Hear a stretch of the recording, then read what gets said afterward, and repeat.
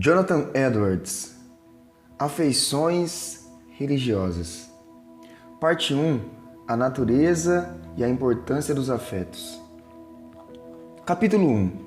Os afetos como evidência da verdadeira religião.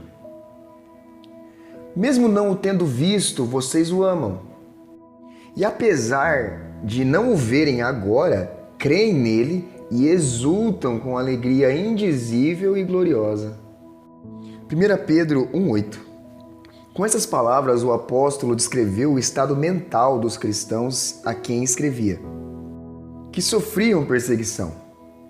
Nos 2 versículos anteriores, ele trata da perseguição, falando de provações e entristecidos por todo tipo de provação. Tais provações acarretam 3 benefícios para a verdadeira religião.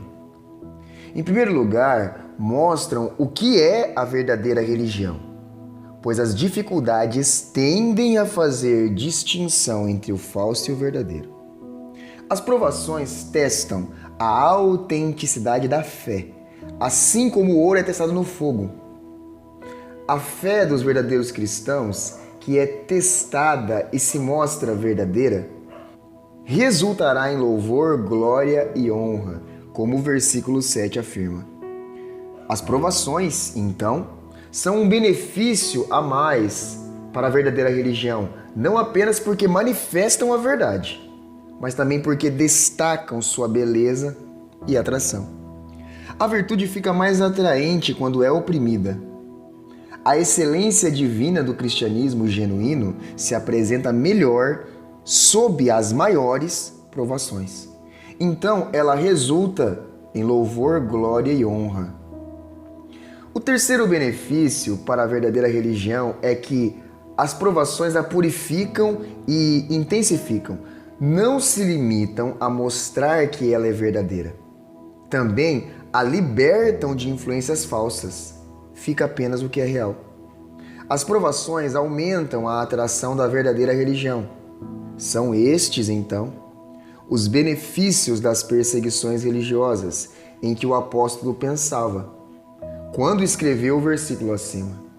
No próprio texto, o apóstolo observa como a verdadeira religião operava nos cristãos, a quem escrevia, e como eles viam esses benefícios de perseguição.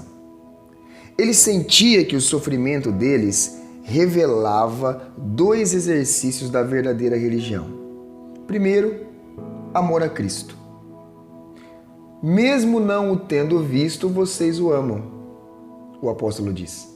O mundo queria saber que princípio estranho influenciava aqueles cristãos e os levava a se exporem a tanto sofrimento e a renunciarem a tudo de que gostavam e era agradável aos sentidos.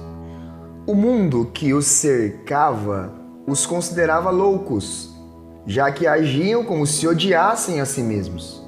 O mundo não conseguia ver nada que os levasse a sofrer tanto ou a sustentá-los durante as provações. Eles sentiam amor sobrenatural por alguma coisa invisível. Amavam Jesus Cristo, a quem viam espiritualmente, mas o mundo não o via. 2. Alegria em Cristo. 1. Amor a Cristo. 2. Alegria em Cristo. Os sofrimentos visíveis eram intensos, mas os cristãos possuíam alegria espiritual interior maior do que o sofrimento. Isso os sustentava e os capacitava a sofrer com alegria. O apóstolo comenta 2 aspectos sobre a alegria.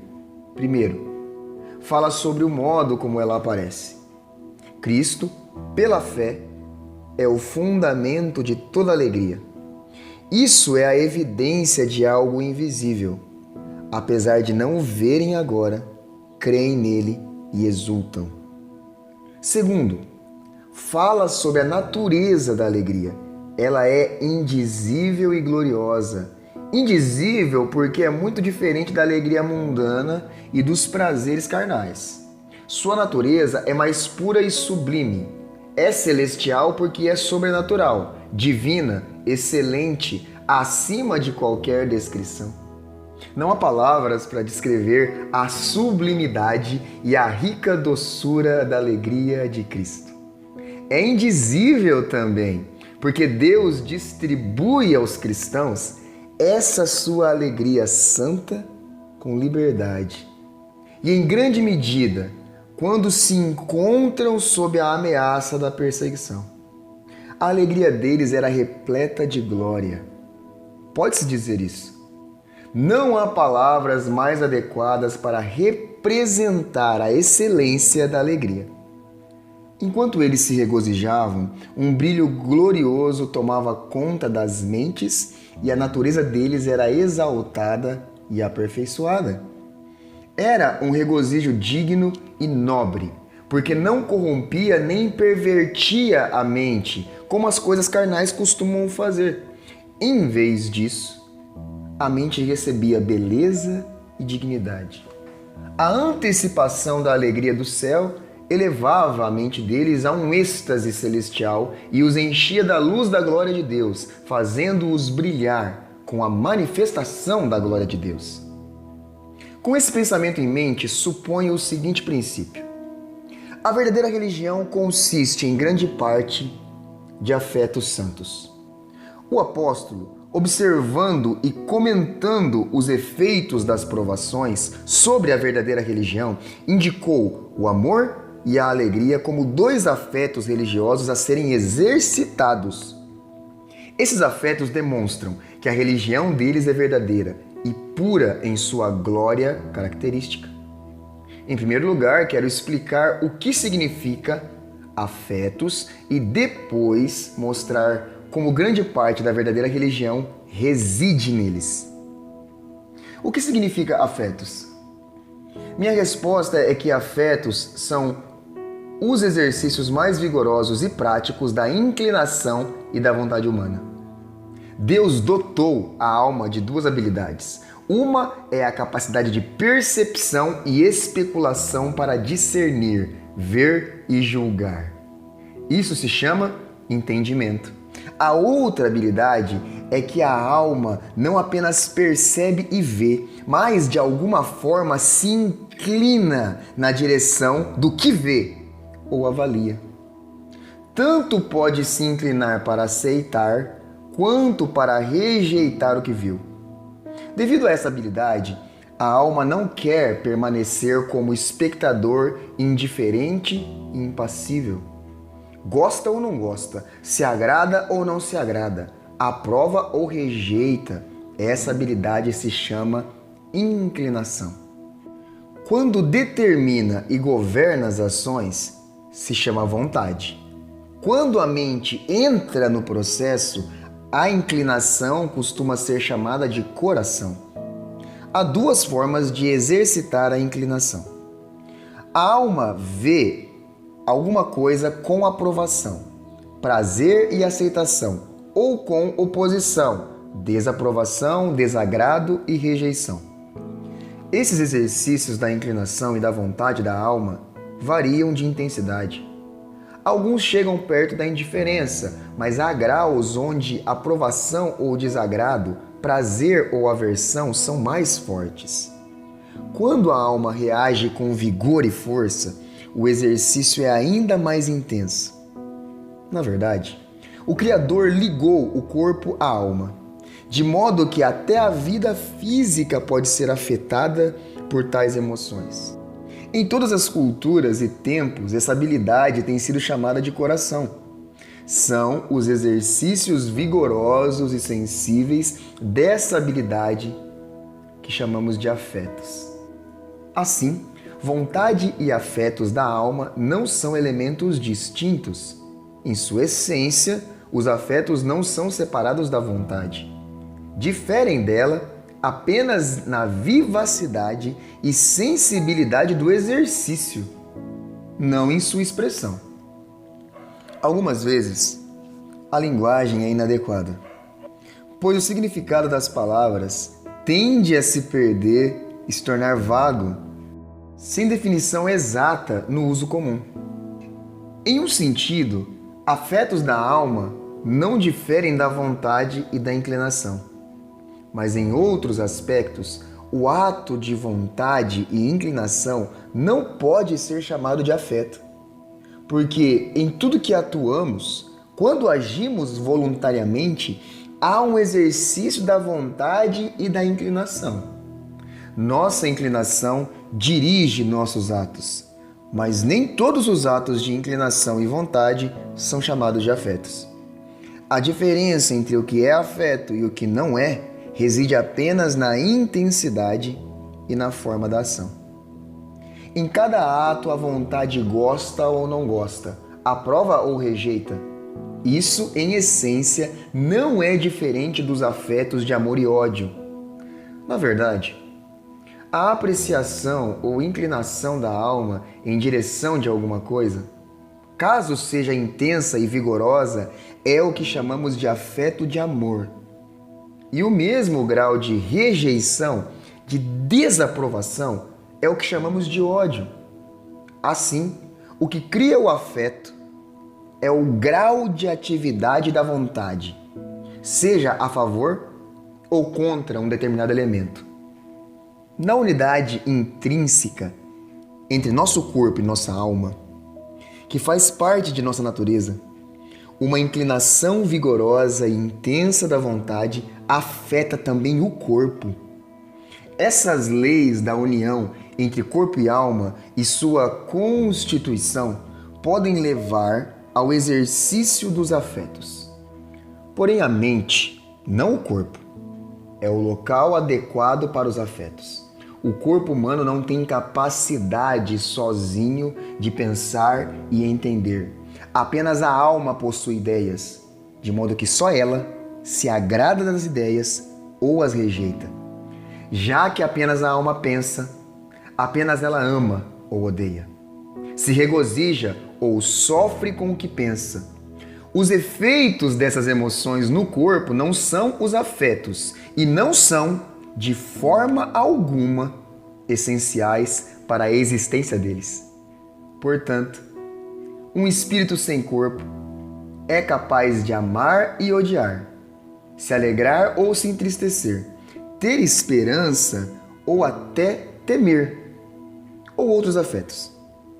Embora frequentemente se confunda afetos com paixões, trata-se de coisas diferentes.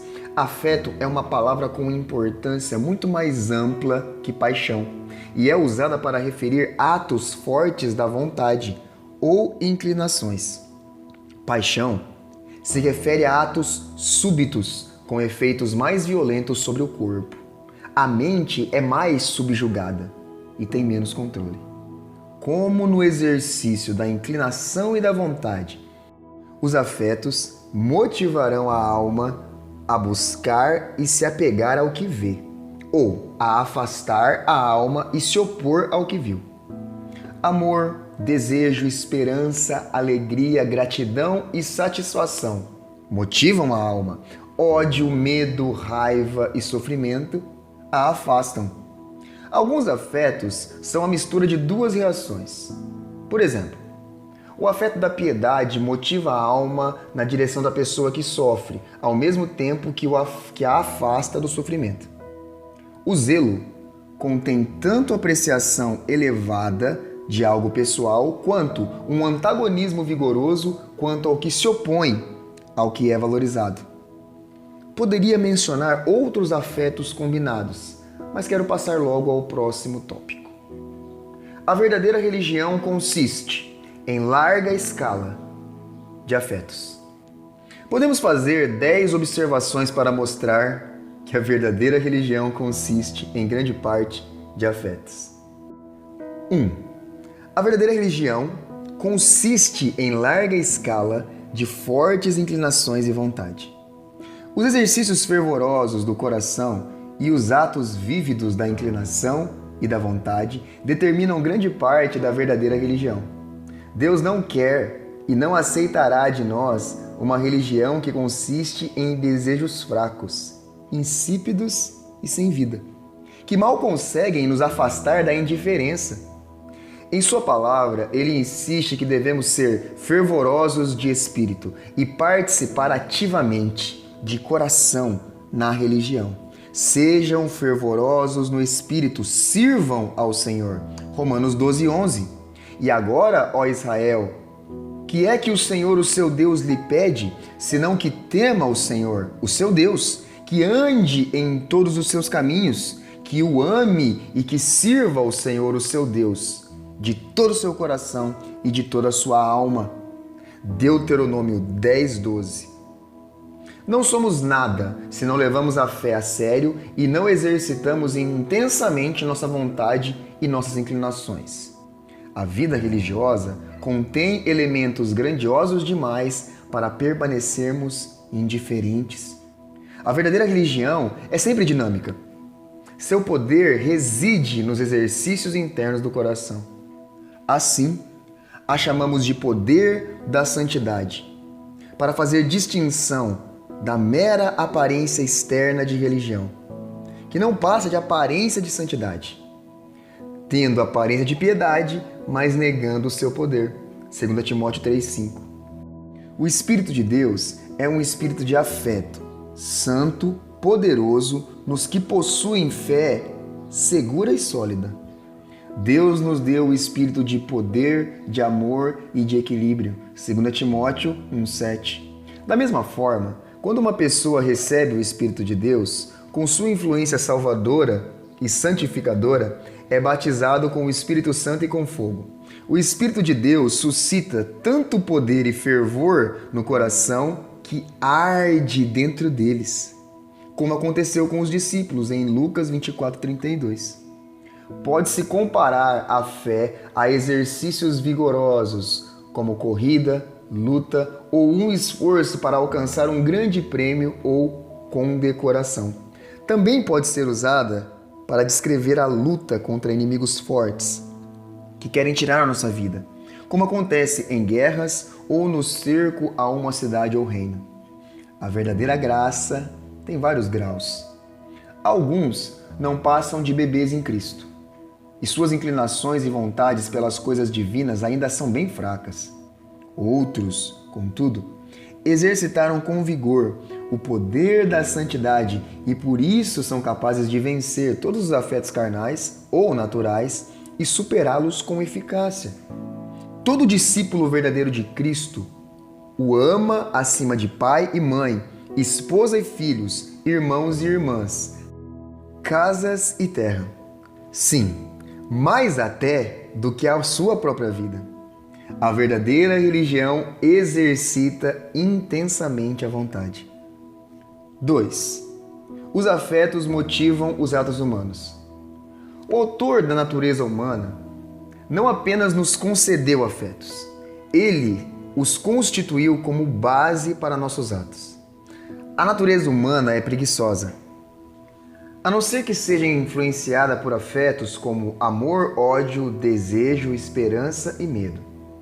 Essas emoções são como fontes que nos colocam em movimento em todos os aspectos e ocupações da vida. Pode-se ver isso no mundo dos negócios, quando as questões são tratadas com seriedade e buscadas com energia. O mercado é visto como esfera de negócios e ação. Se amor, ódio, esperança, medo, raiva, zelo e desejo fossem retirados, o mundo acabaria imóvel e morto. O afeto é, na verdade, a motivação do ambicioso, daquele que é voraz na busca de realizações mundanas. Os afetos impulsionam o ambicioso rumo à sua busca de reconhecimento nesse mundo. Também levam o lascivo a perseguir o prazer e as delícias sensuais. O mundo prossegue em constante agitação e atividade na busca dessas coisas. Mas, se o afeto fosse tirado, a fonte da atividade acabaria e todo o movimento teria fim. E se isso vale para os assuntos mundanos, também vale nas questões de fé. A fonte das ações reside, em grande parte, nos afetos religiosos.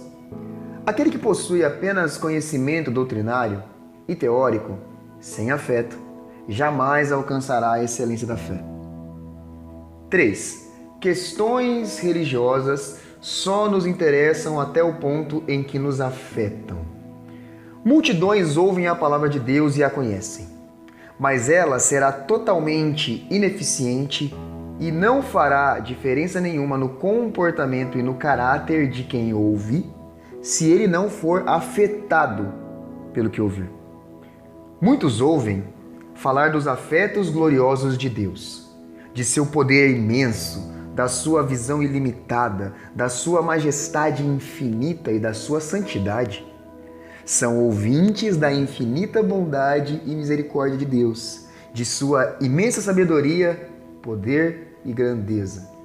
Ouvem especialmente sobre o amor indescritível de Cristo e as grandes coisas que Ele fez e sofreu por nós.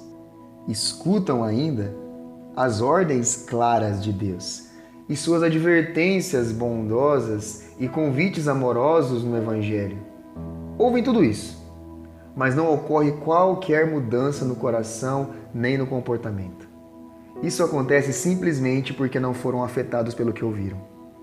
Ouso afirmar que jamais ocorrerá mudança de natureza religiosa se os afetos não forem tocados. Sem isso, nenhum ser humano natural buscará com seriedade a salvação. Não haverá luta com Deus em oração pela misericórdia. Ninguém se humilha aos pés de Deus sem ter visto por si mesmo sua própria decadência. Ninguém jamais será levado a procurar refúgio em Cristo enquanto seu coração não for afetado. De forma semelhante, nenhum santo abandonou sua frieza e falta de vida, nem se recuperou da apostasia sem ter o coração afetado. Em suma, nenhuma mudança significativa na vida acontece enquanto o coração não é profundamente afetado. 4. As Sagradas Escrituras enfatizam os afetos. A Bíblia enfatiza muito, por toda parte, os afetos. Temor, esperança, amor, ódio, desejo, alegria, tristeza, gratidão, compaixão e zelo. Ela fala muito sobre a necessidade do temor a Deus, que é frequentemente descrito como o caráter dos que são devotos de verdade, já que tremem diante da palavra de Deus e o temem. A glória e o julgamento dele os enchem de temor. Nas Escrituras, os santos são chamados de ouvintes de Deus, ou aqueles que temem o Senhor. O temor a Deus é, em grande escala, a natureza da verdadeira santidade. Então, é muitas vezes descrita como o temor do Senhor. Todo mundo que conhece a Bíblia sabe disso. De modo semelhante, a esperança em Deus e nas promessas de sua palavra é citada frequentemente nas Escrituras como parte importante da verdadeira fé. A esperança é mencionada como um dos 3 elementos que compõem a religião. Veja 1 Coríntios 13:13. Esperança no Senhor também é citada como uma resposta dos santos.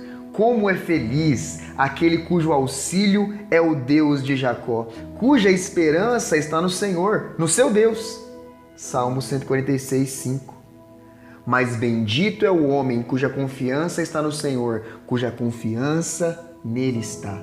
Jeremias 17:7. Sejam fortes e corajosos todos vocês que esperam no Senhor. Salmo 31:24.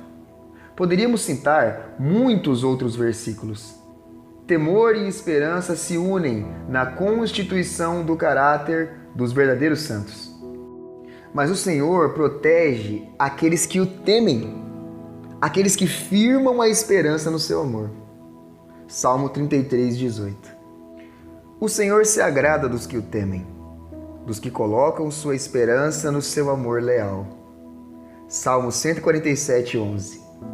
A esperança é considerada tão vital que o apóstolo Paulo escreveu: nessa esperança fomos salvos. Romanos 8:24. Em 1 Tessalonicenses, ela também é descrita como o capacete do soldado cristão. 5:8. A esperança permanece firme como a âncora da alma. Hebreus 6:19. Além disso, é descrita como um grande fruto e benefício recebido pelos santos devido à ressurreição de Cristo. 1 Pedro 1:3. A Bíblia enfatiza muito o afeto do amor a Deus, ao Senhor Jesus Cristo, ao povo de Deus e a toda a humanidade.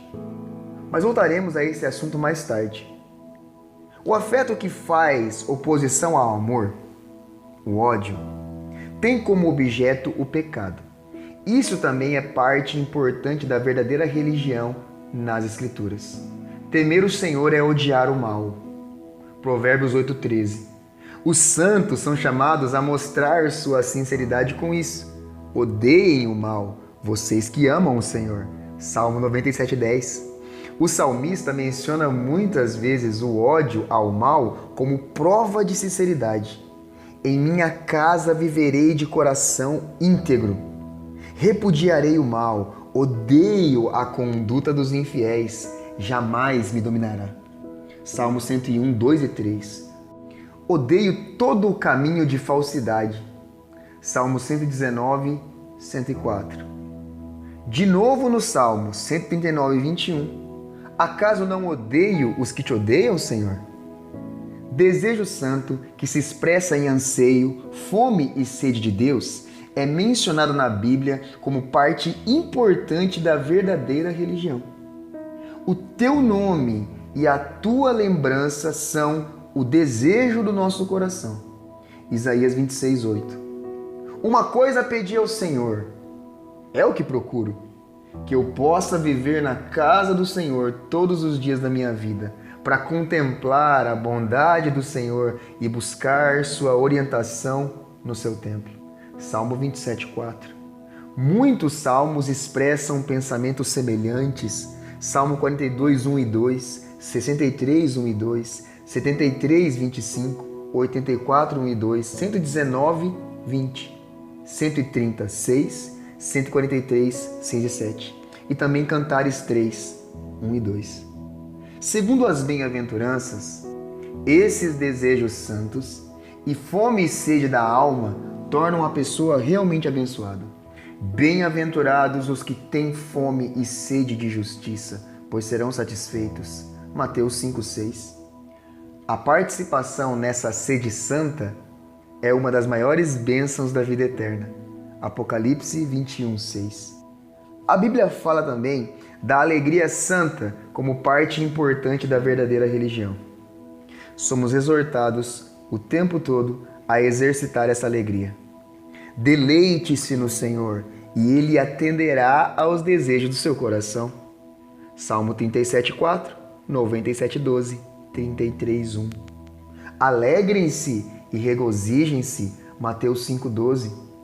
E também, meus irmãos, alegrem-se no Senhor. Filipenses 3:1 e 4:4. A alegria também figura como fruto do Espírito. Gálatas 5:22. O salmista cita sua alegria santa como evidência de sua sinceridade. Contrição religiosa, pranto e coração quebrantado são mencionados muitas vezes com relação à verdadeira religião. São descritos como as qualidades que distinguem os verdadeiros santos, que são parte importante do caráter deles. Bem-aventurados os que choram, pois serão consolados. Mateus 5:4. O Senhor está perto dos que têm coração quebrantado e salva os de espírito abatido. Salmo 34:18. Assim, tristeza santa e quebrantamento do coração frequentemente são citados como uma das maiores características do santo, que agrada de modo especial a Deus e é mais aceita por Ele. Os sacrifícios que agradam a Deus são um espírito quebrantado, um coração quebrantado e contrito, ó Deus, não desprezarás. Salmo 51:17, Isaías 57:15 e 66:2. Gratidão é outro afeto mencionado, em especial a relacionada ao reconhecimento e louvor a Deus. Os Salmos e muitas outras partes das Escrituras citam esse assunto e não preciso apresentar textos específicos. As Escrituras falam muito sobre a compaixão ou misericórdia como característica vital da verdadeira religião. De fato, pessoa misericordiosa e pessoa boa são expressões equivalentes na palavra. O justo, porém, se compadece e dá. Salmo 37, 21. Tratar com bondade o necessitado é honrar a Deus. Provérbios 14, 31. Como povo escolhido de Deus, santo e amado, revistam-se de profunda compaixão. Colossenses 3,12. Quem é verdadeiramente abençoado possui essa característica maravilhosa. Nosso Salvador falou: bem-aventurados os misericordiosos, pois obterão misericórdia. Mateus 5,7. Os fariseus fracassaram nisso. Mateus 23, 23. O profeta Miqueias mostrou sua importância. Ele mostrou a você, ó homem, o que é bom e o que o Senhor exige. Pratique a justiça, ame a fidelidade e ande humildemente com seu Deus. Miqueias 6,8. Oséias 6,6 diz: desejo misericórdia e não sacrifícios. Esse texto, por certo, empolgou nosso Salvador, pois ele o recitou 2 vezes, uma em Mateus 9,13 e outra em 12,7. Zelo também é identificado como parte essencial da religião dos santos de verdade. É o aspecto maravilhoso que Cristo tinha em vista quando se entregou por nossa redenção. Tito 2,14. Os crentes mornos de Laodiceia foram censurados pela falta de zelo. Apocalipse 3,15 e 16 e 19. Apresentei alguns textos escolhidos dentre o imenso número de citações, que enfatizam que nossa religião depende muito dos afetos. Quem negar isso pode muito bem jogar fora a Bíblia e adotar outra lei para julgar a natureza da religião.